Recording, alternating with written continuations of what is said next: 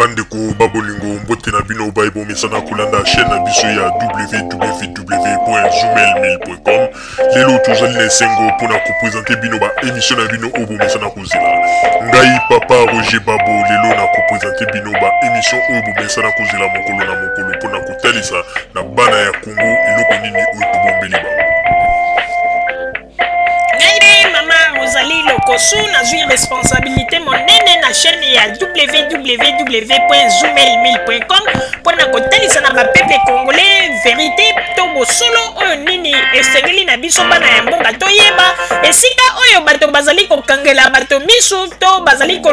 koyebisa bato ba makambo oyo ezali ndenge wana te ebongi malamu ete biso bato ya Zoomel 1000 totombola mongongo pe toloba tolakisa bango bosolo po ete mboka na biso ekende liboso po ete ba peuple congolais bayeba eloko nini tokoki kosala po ete nyonso tu ezali kaka mpona lokumu ya mboka na biso po ete ezali esengo mingi mpona kotangusa bosolo na kati na biso ba diaspora congolaise oyo tozali libanda ya mboka.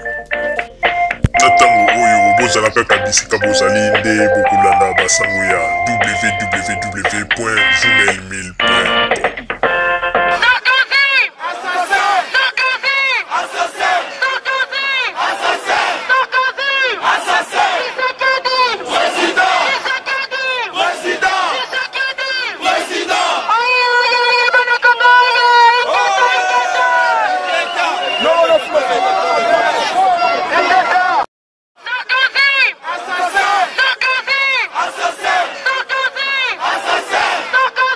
Assassin!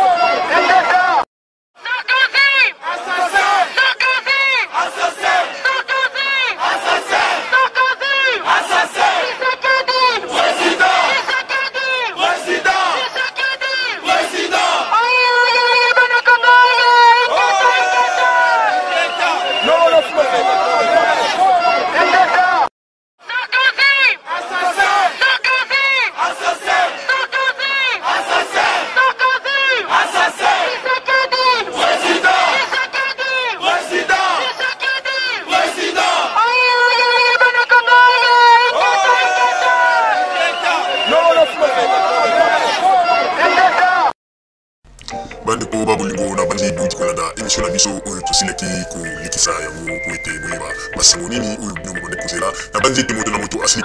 kotire leson na ye na oyo esili kolobama na esika oyo yango ete tosengi na bino ete boboto ezala na bino na bafamille esika bozwami na bandi ete mbala ya nsima biso bokozumela nini tokozanga te mpona kopesa bino lisusu basango oyo esengeli mpona bino tosiki wana mpona lelo merci mingi www.zumelmin.com ezali wana mpona bino na bandi ete bokozala dessus te nsima ya bangonga nde boyebi nini